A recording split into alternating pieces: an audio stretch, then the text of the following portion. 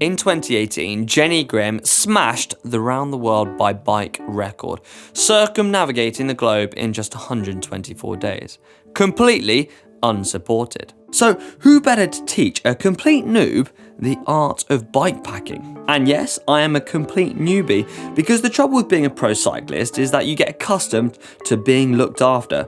Someone makes sandwiches, washes your clothes, and even cleans your bike. All you have to do is pedal, and even then, you might have a team manager on a radio telling you how hard to go and when to put in your effort. On the cycling spectrum, bikepacking couldn't be much further removed from this. Good thing about being in the wilderness is that you aren't going to wake anyone up. Freedom, the ability to go where you want, as fast as slowly as you want, staying where you want, and eating what you want to boot. So what's not to love? Well, honestly, I don't know yet, but sleeping in hedges is a bit suspect if you ask me.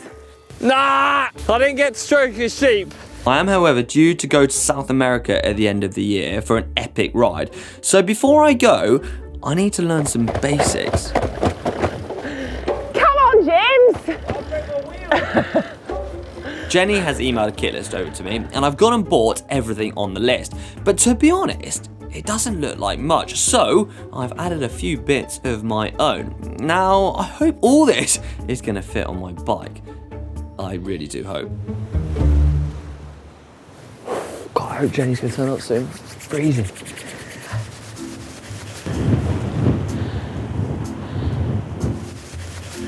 Hang on a minute. There she is. Hello there! How you doing? You're looking a bit lost there. I'm very lost. This all looks alien. I bought my race bike, I've got my one bike beard on, my saddlebag with my tube and spare kit. Okay, yeah, we've got a little bit of work to do here. Yeah, you sent me a kit list and I bought it. I added a few bits because I thought you can't go away without a few essentials. Okay. Like toothpaste, bargain, £1. Bargain. Mouthwash, pro cyclist, hygiene, absolute paramount. So make sure you keep your mouth nice and clean and fresh. I've also got, I mean, you can't go without flapjacks, and no night can start without a bit chocky. Okay, James. So a bikepacker's essential list and a pro roadie's essential list are very, very different. Yeah. Better get started, hey? Yeah. Okay, so out of all the stuff you packed, James, which was quite a lot. Yeah, I've left quite a lot behind, haven't I? You have left quite a lot behind, but that's good. So we have got the essentials right here. Yeah, to be honest, Jenny, I'm so glad you're here because, well, I'm not gonna lie, I'm struggling to part ways on mouthwash, my hot chocolate. You don't need to my part with your boxes. hot chocolate. Oh, I can bring that? Yeah, we can bring that. Oh, but okay, we can cool. portion size it. Yeah. It's all about portioning, isn't it? So this is all I need? Yes. Can I save weight anywhere? Yeah, you could. So things like your toothpaste, you don't need to carry that box with you. You can take it out of the box. Ideally, you'd only have a tiny little one with you anyway, so you wouldn't have a whole tube, but if you have to take that tube, then ditch the box. Things like your stove, there's no way you need a protector on that stove. I mean, you could wrap it in a bag if you wanted, but look how much weight that is saving, tons. And then you can just like stick it in there. I mean, it doesn't fit. We'll make it work. You could wrap it up in your socks is what you could do. Oh, that's a good idea. Yes, that's a really good idea, isn't it? Just thought of it right now. Right, I guess we should get all this packed up and on the bike. Yes, we should. Right, that goes in there. God, I've got not much room to play with. Still got a lot more stuff to put in. I've never tried to get such a big bag in such a small sack.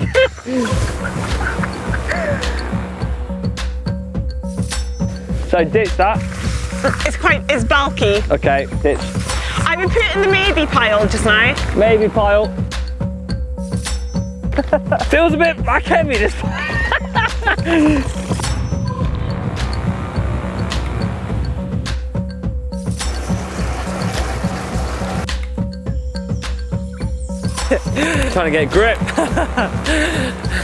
James, Just as well you've got all that weight on the back.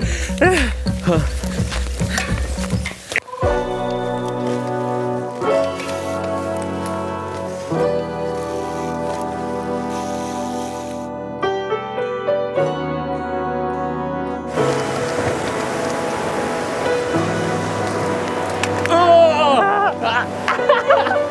My first bikepacking trip, which seems more like a school trip than an epic adventure, takes place in the closest national park to GCN HQ, Exmoor.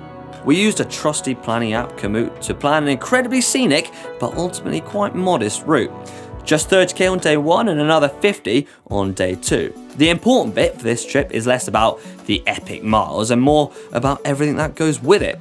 As we touched on earlier, this staying alive stuff. You've not got ninja moves. Nah! I didn't get to stroke a sheep. What an amazing view. We've Who would have lucked thought? out, haven't we? Down south is so beautiful. Thought we only had that in Scotland. I know, right? But we've done a bit of off-road and some on-road. But what would you say is the perfect bike? Because we've both got very different bikes to go bikepacking with. Very different bikes. So your bike, it's amazing on the hills, isn't it? It's climbing really well. Going fast. Yeah, it really is. But yeah, we've got completely different setups for what we're doing, and it just depends on what your route is. I mean, you know, that's all it comes down to. But the fact that you can't fit a front bag onto your handlebars is a little bit of an issue. Yeah. Because you're so back heavy now. So dependent on that bag, aren't I? Exactly, and all the weight is on the back. Yeah. So if you've got a bike that you can share that weight, spread it over the bike, then yeah, that's going to make for a much more comfortable ride. Plus, if you're doing multi-day stuff, then you know the kit that you have to take is sometimes a lot more. So, and the food that you have to carry. So you'd be relying on that bag. Now we're going to be going kind of like over that direction. Yeah. To where I'm sleeping. Yep. But I mean, how do you find shelters? Like, is something that's got to be absolutely paramount, I guess, if you're doing multi-day, self-supported. And it depends on the weather, doesn't it? So it's like, you know, it's been a bit windy today and it's a bit drizzly, so and it's quite cold as well. It's November, so you'd be looking for some sort of shelter. But that could be in the woods, that could be shelter, you know, like maybe a bus stop that you find. A bus stop? You could get some shelter in that. You really just want to be sort of out of the wind and out of the rain a bit, And then how do you kind of grade it? I hear you've got like a grading system. Yeah, I've absolutely got a grading system. Right, so out of 10, okay, the top score is 10, and there's 5 categories. Okay. Now you can only get 2 points for each category. Okay. Right, so the first category is how much you need that stop. Yeah. So it's a bit drizzly today, it's a bit windy, chances are if you're sleeping out it's going to be quite cold, so finding somewhere to stay would be good. Be a must. Yeah, so you can get out of 2 for that. The facilities, now I'm not talking like spa, gym, do you have a swimming pool? Like they're really basic, like if you've got a public toilet and it's got a hand dryer in it, it's like, or what? a hanger. Yeah, like a baby changing unit that you can hang all your stuff on is just great. Or hot water as well is really good. A lock on the door, perfect. Yeah. So you can get yourself in there. Bit of security. Yeah. Bike in there. Bike in there, yeah. So like your surroundings, what are your surroundings like? Is it big enough to get your bike in? Is the floor clean? Is the window smashed? You know, that sort of thing. The fourth one is how well you sleep in it. So it could be quite a, you know, not such a nice place to be sleeping, but actually you get really good sleep, so you can bang that like 2 points. And then the most important one is the 5th one, and that's how close you are to coffee the next morning. Like all cyclists, we have to have our coffee. Coffee, if coffee is within 5 miles, it's like, it's a 2. Yeah, get in there. Yeah, especially if it's like 5 miles downhill. Yeah, true. Right, well, I hope when we make it to where I'm sleeping, we can grade it out of 10 and it's going to be a 10. Well, no promises. Yeah. As long as it's next to the coffee stop. Off we go.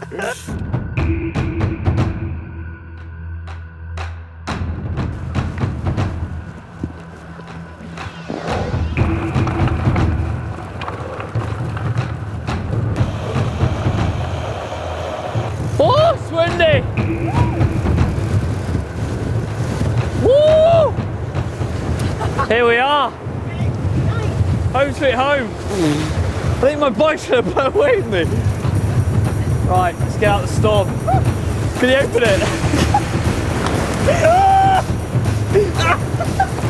Go.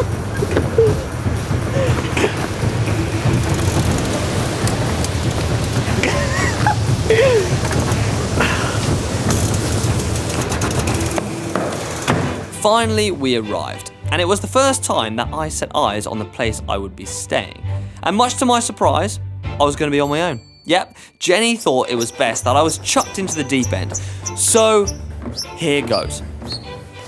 Couldn't tell what's going on. My first night in the wilderness. Beans and toast. Well, it's not actually beans in a cup. I guess it could be worse. Now, this might seem a little bit harsh that I'm in this beautiful hotel room and I've just left James in the bothy down the road. But actually, he has got some big bike packing plans for the next year, and he doesn't need to worry about training his legs. What he needs to train is his head. So he needs to know that he is capable of riding through the dark, of sleeping out by himself. So him spending that night alone, he's really going to be testing himself. Now, I wouldn't have started him off by sleeping in a ditch or a hedge somewhere. I think that might have been a little bit harsh for him, but the fact that he's got a nice basic shelter for the night, yeah, I think he'll be all right. Right, it's coming up to around 10 o'clock, and I don't know if you can hear the wind, but it's so loud. It's like a proper storm outside. But yeah, off to bed. Warmed up with a bit of hot chocolate and now for a nice night's sleep. Good night.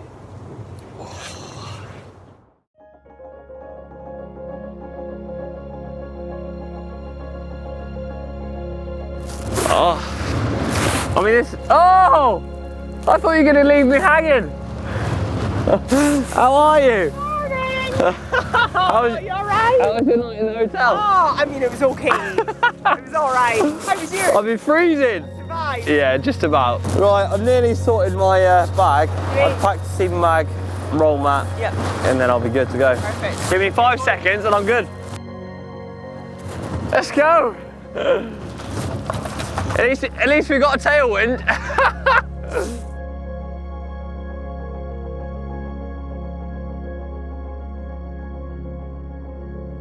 How did you get into bikepacking? Do you know, I came across this race called the Highland Trail 550. So it was an individual time trial rather than the race. And it was mountain biking, bikepacking. Yeah. And it was online, so everybody had GPS spot trackers, and you could follow the race online and watch it go round the Highlands of Scotland. Oh wow. And I was like, wow, that looks amazing. And there wasn't a lot of women doing it. There was only one woman on it that year, Iona. And I thought, I'm going to give that a go. And so from there, I just sort of started looking into kit, started like getting out, met some like friends that were into it as well, and sort of built up the experience from there. And then you went from there to then taking on a huge adventure and circumnavigating the globe solo without support on your own and becoming the first woman to do so. So it just Or seemed fastest. Fastest, yeah. It just seemed like the logical next step, James. Really? I mean, that's quite a big step. And were there any like really high points and really low points?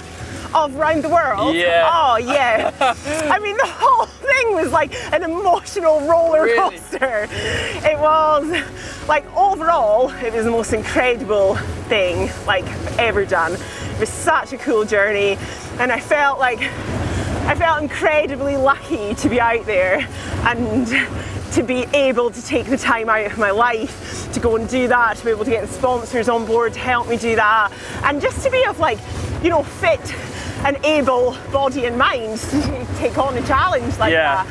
So yeah, that was the overall feeling, but some of the low points, which people seem way more into than the high points. Yeah, of course. When I was in Russia, like 8 days into the trip, just coming east of Moscow, the road just became crazy, and I was like getting run off it all the time. It was so heavy with trucks going up and down this highway, and they was just not expecting bikes to be there. It was very clear that death was accepted on that road, and accidents were happening, and so I had to really learn to trust myself. Yeah. And once I did, like I rode through the night and got out of that busy areas, and once I did that, like I became better and better at trusting my own judgment out on the road. Yeah. So it actually turned into a positive. Oh wow. So Yeah, you literally had to bail off your bike? Oh yeah, like so we'd be coming along here and I'd hear a beep and I would jump with my bike. Jump in the bush? Yeah. Really? It was awful. Did you get any Stravas? So many first movements ever. Oh, that's amazing. Ever to do that section.